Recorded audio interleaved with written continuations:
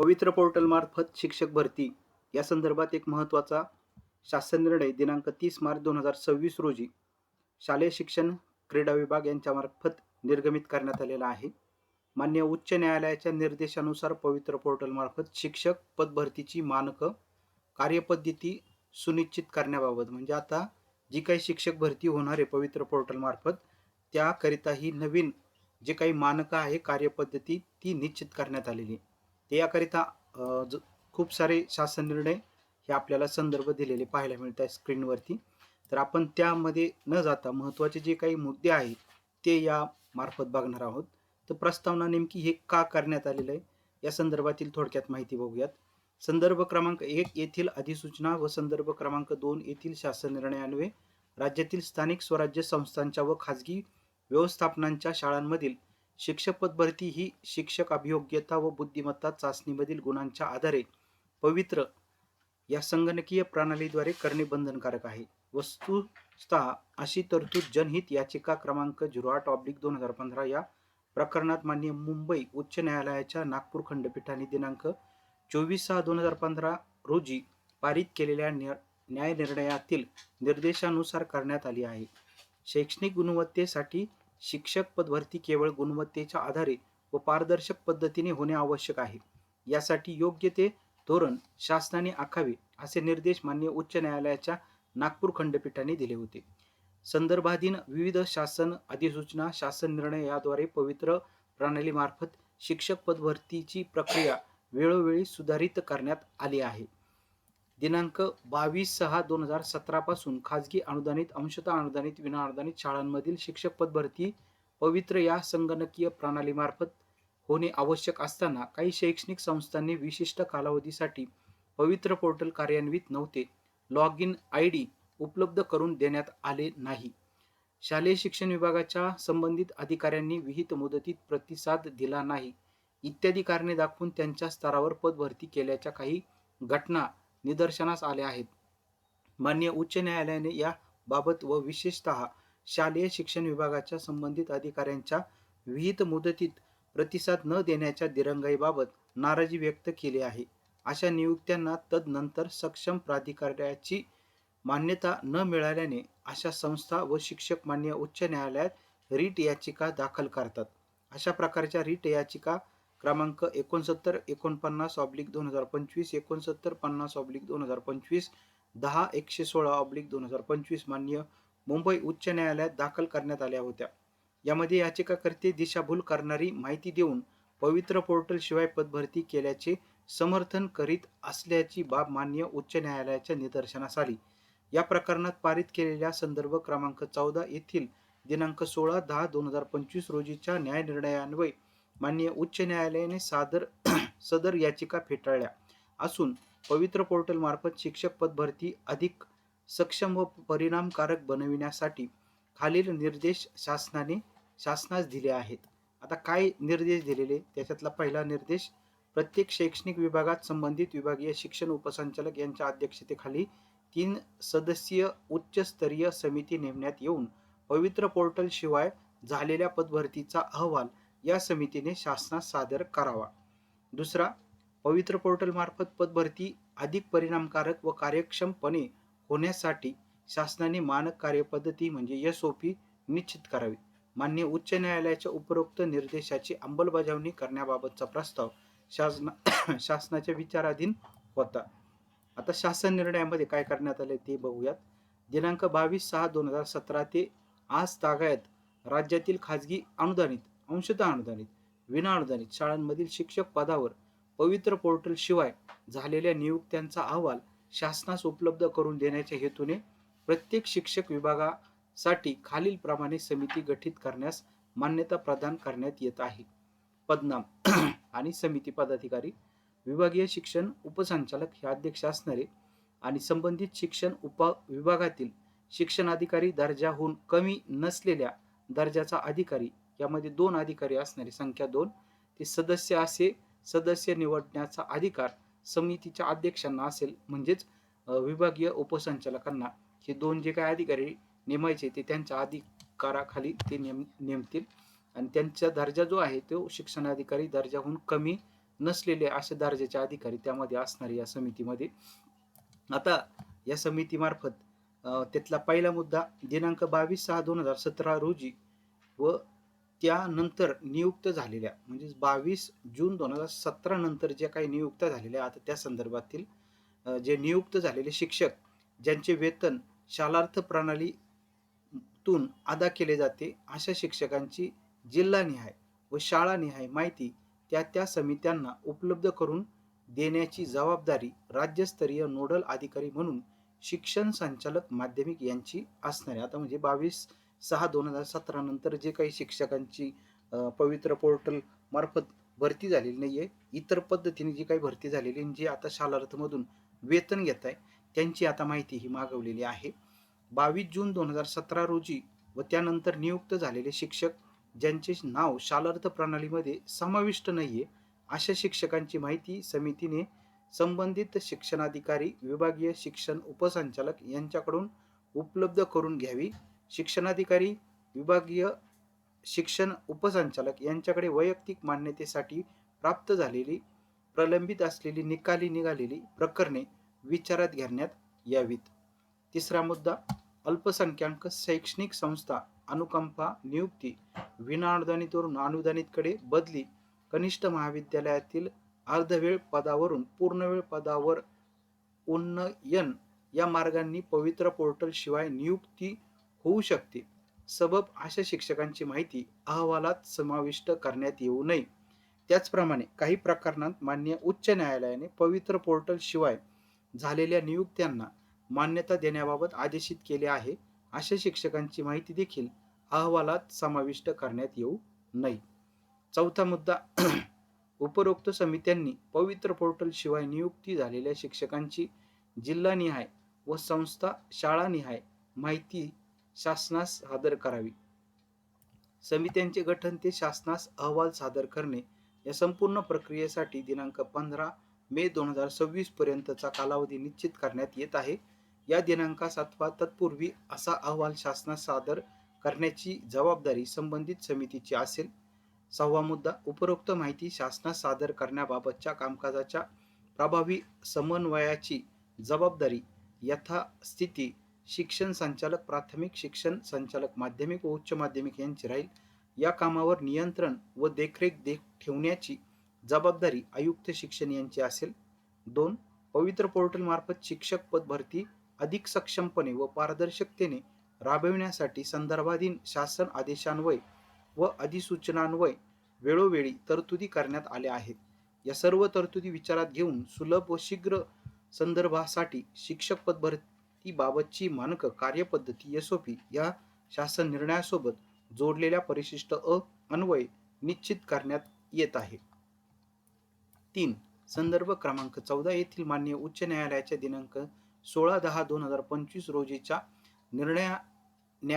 निर्णयाचे अवलोकन केले असता पवित्र पोर्टल मार्फत शिक्षक पदभरतीची कार्यवाही अधिक कार्यक्षमतेने व पारदर्शकपणे राबविण्याबाबत या कार्यवाहीशी संबंधित सर्व घटक जसे उमेदवार, नियुक्ती प्राधिकारी व शालेय शिक्षण विभागाचे अधिकारी यांच्यातील समन्वय व प्रतिसाद याबाबतची व्यवस्था सक्षम करण्याची अपेक्षा मान्य उच्च न्यायालयाने व्यक्त केल्याचे दिसून येते. या अनुषंगाने या विभागाच्या संबंधित क्षेत्रीय अधिकाऱ्यांना खालीलप्रमाणे सूचना देण्यात येत आहे. पहिलं, आपल्या कार्यक्षेत्रातील सर्व शैक्षणिक संस्थांना लॉगिन ID उपलब्ध करून देण्यात आला आहे याची यथास्थिती सर्व शिक्षणाधिकारी व विभागीय शिक्षण उपसंचालकांनी खात्री करून घ्यावी. 2. शिक्षक अभियोग्यता व बुद्धिमत्ता चाचणीची घोषणा झाल्यानंतर सर्व शैक्षणिक संस्थांनी बिंदू नामावली अद्ययावत केली आहे व संच मान्यतेनुसार रिक्त जागांची संख्या निश्चित केली आहे याची देखील संबंधित अधिकाऱ्यांनी खात्री करून घ्यावी. 3. पवित्र पोर्टलवर संस्थांना लॉग इन करण्यासाठी सुविधा उपलब्ध करून दिल्यानंतर सर्वप्रथम बिंदू नामावली सक्षम प्राधिकाऱ्यास सादर केली जाते. सक्षम प्राधिकाऱ्याने सदर बिंदू नामावली तपासून ती मान्य अथवा अमान्य करावी लागते. ही कारवाई कोणत्याही परिस्थितीत या संदर्भात विहित केलेल्या कालावधीत होणे आवश्यक आहे. 4. ज्या संस्थांची बिंदू नामावली मान्य करण्यात आली आहे त्या संस्थांनी विषयासह व अन्य आवश्यक तपशिलासह जाहिरातीचे प्रारूप सक्षम प्राधिकाऱ्याकडे पवित्र पोर्टलवर सादर करणे आवश्यक आहे. सदर प्रारूप सक्षम प्राधिकाऱ्यांनी तपासून मान्य अथवा अमान्य करावे लागते. ही कार्यवाही कोणत्याही परिस्थितीत या संदर्भात विहित केलेल्या कालावधीत होणे आवश्यक आहे. 5. प्राप्त झालेल्या प्रारूप जाहिरातीतील ज्या विषयांचे अतिरिक्त शिक्षक उपलब्ध आहेत, अशा शिक्षकांचे विहित कार्यपद्धतीनुसार या संदर्भात निश्चित केलेल्या कालावधीत रिक्त पदावर समायोजन करण्यात यावे. 6. नियुक्तीसाठी शिफारस झालेल्या उमेदवारांची अर्हता सक्षम प्राधिकाऱ्यांनी तपासून मान्यता देणे आवश्यक आहे. पात्र ठरलेल्या उमेदवारांची नियुक्ती आदेश विहित मुदतीत निर्गमित होतील व त्यांची पवित्र पोर्टलवर नोंद केली जाईल याबाबतच्या सूचना सक्षम प्राधिकाऱ्याने संबंधित नियुक्ती प्राधिकाऱ्यास त्याच वेळी देणे आवश्यक राहील. 7. संदर्भ क्रमांक 15 येथील दिनांक 30/12/2025 रोजीच्या शासन निर्णयान्वये पवित्र पोर्टल मार्फत शिक्षक पदभरतीबाबतचे कामकाज महाराष्ट्र राज्य परीक्षा परिषदेकडे सोपविण्यात आले आहे. शिक्षक पदभरतीशी संबंधित कामकाजाबाबत शैक्षणिक संस्थांना शिक्षणाधिकारी, विभागीय शिक्षण उपसंचालक यांच्याकडून अपेक्षित प्रतिसाद विहित मुदतीत न मिळाल्यास ही बाब आयुक्त, महाराष्ट्र राज्य परीक्षा परिषद पुणे यांचे निदर्शनास ईमेलद्वारे आणण्यात यावी. यासाठी स्वतंत्र ईमेल ॲड्रेस आयुक्त, महाराष्ट्र राज्य परीक्षा परिषद पुणे यांनी तयार करून राज्यातील सर्व शैक्षणिक संस्थांना त्याबाबत अवगत करावे. प्राप्त झालेल्या निवेदनावर योग्य ती कार्यवाही कमाल 15 दिवसांच्या मर्यादेत करणे आवश्यक राहील. 4. माननीय उच्च न्यायालयाने फारशा प्रसिद्ध नसलेल्या व नगण्य खप असलेल्या वृत्तपत्रात जाहिरात प्रसिद्ध करण्याच्या नियुक्ती प्राधिकाऱ्यांच्या कृतीबाबत देखील तीव्र नाराजी व्यक्त केली आहे. या अनुषंगाने नियुक्ती प्राधिकाऱ्यांना खालीलप्रमाणे सूचना देण्यात येत आहे. 1. पवित्र पोर्टलवर जाहिरात प्रसिद्ध झाल्यानंतर सदर जाहिरात संक्षिप्त स्वरूपात सर्वाधिक खपाच्या स्थानिक 2 वृत्तपत्रांमध्ये त्यापैकी किमान एक मराठी भाषेतील प्रसिद्ध करणे संबंधित संस्थेत आवश्यक असेल.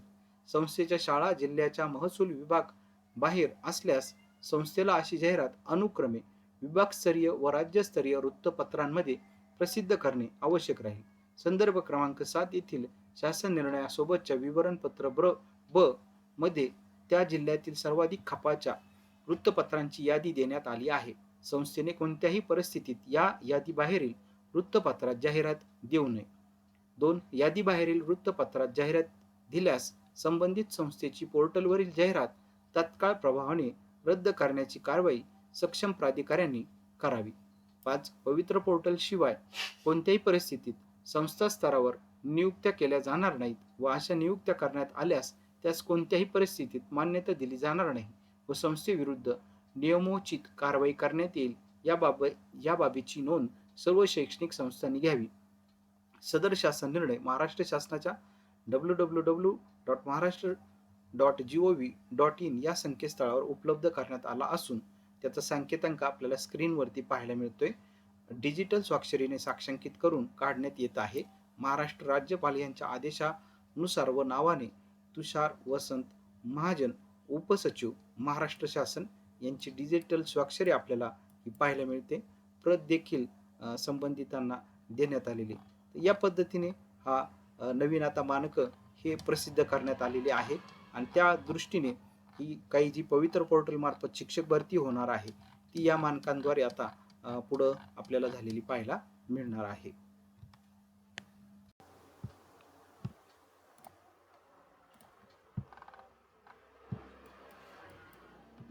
शासन शालेय शिक्षण व क्रीडा विभाग शासन निर्णय क्रमांक संकीर्ण 2026 प्रक्र 165 TNT 1 दिनांक 30 मार्च 2026 चे परिशिष्ट पवित्र पोर्टल मानक कार्यपद्धती विविध घटकांचा सहभाग. आता यामध्ये कशा पद्धतीने ही भरती होणार आहे त्याचा हा ट्री डायग्राम आपल्याला पाहायला मिळते. तर सुरुवातीला टेट परीक्षेस प्रविष्ट झालेल्या उमेदवारांच्या स्तरावरील कार्यवाही, त्यानंतर पवित्र पोर्टलवर विविध मुदतीत नोंदणी व प्रमाणीकरण करणे, जाहिरातींचे अवलोकन, सुयोग्य प्राधान्यक्रम जनरेट करून घेणे, विहित केलेल्या मर्यादित प्राधान्यक्रम लॉक करणे. आता निवडीचे 2 प्रकार आहे. निवडीचा प्रकार मुलाखतीशिवाय आणि निवडीचा प्रकार मुलाखतीसह. आता मुलाखती शिवायमध्ये शिफारस प्राप्त उमेदवार मूळ कागदपत्रांच्या पडताळणीसाठी दिलेल्या वेळापत्रकानुसार संबंधित व्यवस्थापनाकडे हजर होणे, पात्र ठरलेले उमेदवार नियुक्त आदेशानुसार विहित मुदतीत पदस्थापना दिलेल्या शाळेत रुजू होणे, रुजू उमेदवारांनी शालार्थ प्रणालीतून वेतन प्राप्त होण्यासाठी आवश्यक माहिती संबंधित मुख्याध्यापकांकडे सादर करणे ही मुलाखती शिवाय. आता मुलाखतीसह निवडीचा प्रकारे त्यांच्याकरिता शिफारस प्राप्त उमेदवार मूळ कागदपत्रांच्या पडताळणीसाठी मुलाखत व अध्यापन कौशल्य चाचणीसाठी दिलेल्या वेळापत्रकाप्रमाणे संबंधित व्यवस्थापनाकडे हजर होणे म्हणजे शाळेत, आणि त्यानंतर मुलाखत व कौशल्य चाचणीतील प्राप्त गुणांनुसार नियुक्तीसाठी निवड झालेले उमेदवार नियुक्ती आदेशानुसार विहित मुदतीत पदस्थापना दिलेल्या शाळेत रुजू होणे. आता त्यानंतर दुसरा व्यवस्थापन म्हणजे हे जे आपण बघितलेलं होतं ते टेट परीक्षेस प्रविष्ट झालेल्या उमेदवारांच्या स्तरावरील कारवाई होती. आता व्यवस्थापन संस्था स्तरावरील कार्यवाही. तर संस्था स्तरावरील व्यवस्थापन स्तरावरील कारवाई. व्यवस्थापन संस्था संचालित सर्व शाळांची संच मान्यता प्राप्त करून घेणे, अतिरिक्त कर्मचाऱ्यांचे व्यवस्थापन संस्थेअंतर्गत समायोजन करणे, व्यवस्थापन संस्थेअंतर्गत समायोजन शक्य नसल्यास अतिरिक्त शिक्षकांचा तपशील सक्षम प्राधिकाऱ्यास कळविणे, समायोजनानंतर पदे रिक्त राहत असल्यास ती पवित्र पोर्टल मार्फत भरण्यासाठी मागासवर्ग कक्षाकडून बिंदू नामावली पडताळणी करून घेणे, युजर आयडी व पासवर्ड वापरून पवित्र पोर्टलवर संस्थेची नोंदणी करणे, रिक्त बिंदूची पोर्टलवर नोंद करून सामाजिक समांतर आरक्षणाबाबतची माहिती सक्षम प्राधिकाऱ्याकडून तपासून घेणे, उपरोक्त माहिती योग्य असल्यास रिक्त असणाऱ्या पदांचा सर्व तपशील इयत्ता गट विषय इत्यादी बाबत नोंद करणे व ही माहिती सक्षम प्राधिकाऱ्यांकडून तपासून घेणे, उपरोक्त बाबींची पूर्तता झाल्यानंतर पवित्र पोर्टलवर व विहित कार्यपद्धतीनुसार वृत्तपत्रात जाहिरात प्रसिद्ध करणे. आता जाहिरात प्रसिद्ध केल्यानंतर निवडीचा प्रकार मुलाखतीशिवाय यामध्ये शिफारस प्राप्त उमेदवारांच्या मूळ कागदपत्र पडताळणीसाठी वेळापत्रक निश्चित करून उमेदवारांना कळवतील. पात्र ठरलेल्या उमेदवारांची संपूर्ण अर्हता सक्षम प्राधिकाऱ्यांकडून तपासून घेतील. निवड झालेल्या उमेदवारांचे नियुक्ती आदेश निर्गमित करून पवित्र पोर्टलवर आदेशाची प्रत अपलोड करतील. रुजू झालेल्या उमेदवाराचे वेतन शालार्थ प्रणालीतून प्राप्त करून घेण्यासाठी आवश्यक माहिती पोर्टलवर नोंदवतील. विहित मुदतीत उमेदवार रुजू न झाल्यास तशी योग्य ती नोंद करतील. उपरोक्त निवड प्रक्रियेनंतर उमेदवार उपलब्ध न झाल्यास पुढील जाहिरातीच्या प्रक्रियेत सहभागी होऊन पदभरतीसाठी आवश्यक कार्यवाही करतील.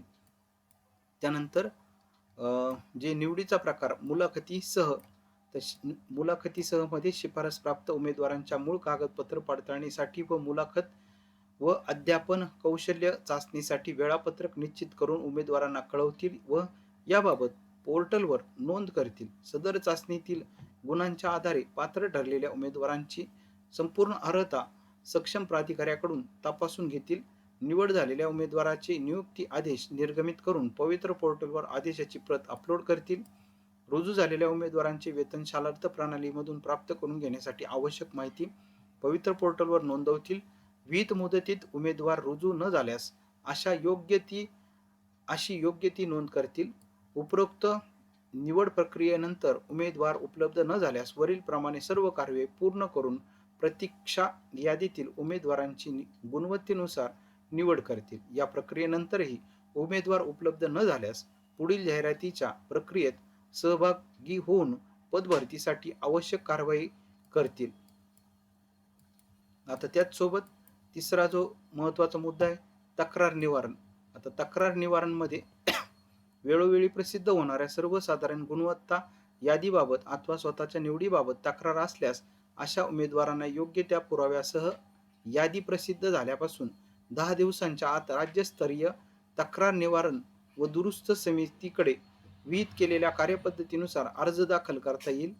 मुलाखतीशिवाय निवडीच्या प्रकारात निवड प्रक्रियेबाबत शिफारस झालेल्या उमेदवाराची तक्रार असल्यास उमेदवारास जिल्हा स्तरावरील सक्षम प्राधिकाऱ्याकडे योग्य पुराव्यासह निर्णयाच्या दिनांकापासून 7 दिवसांत तक्रार नोंदवता येईल. या तक्रारीचे 7 दिवसात निराकरण न झाल्यास उमेदवारास शिक्षण उपसंचालकांकडे अपील करता येईल. शिक्षण उपसंचालक 7 कार्यालयीन दिवसात याबाबत निर्णय घेतील. उपसंचालकांचा निर्णय अंतिम असेल. मुलाखतीसह निवडीच्या प्रकारात शिफारस झालेल्या उमेदवारास कागदपत्र पडताळणीत अपात्र ठरविल्यास अथवा निवड प्रक्रियेबाबत अन्य तक्रार असल्यास जिल्हा स्तरावरील सक्षम प्राधिकाऱ्याकडे योग्य त्या पुराव्यासह 7 दिवसात तक्रार नोंदविता येईल. या तक्रारीचे 7 दिवसात निराकरण न झाल्यास उमेदवारास संबंधित शिक्षण उपसंचालकाकडे अपील करता येईल. शिक्षण उपसंचालक 7 कार्यालयीन दिवसात याबाबत निर्णय घेतील. उपसंचालकांचा निर्णय अंतिम असेल. जिल्हा स्तर, विभाग स्तर व राज्य स्तर सादर करावयाचे तक्रार अर्ज विहित मुदतीनंतर प्राप्त झाल्यास त्याचा विचार केला जाणार नाही. तर या पद्धतीची सर्व जी प्रक्रिया आहे ती असणार आहे.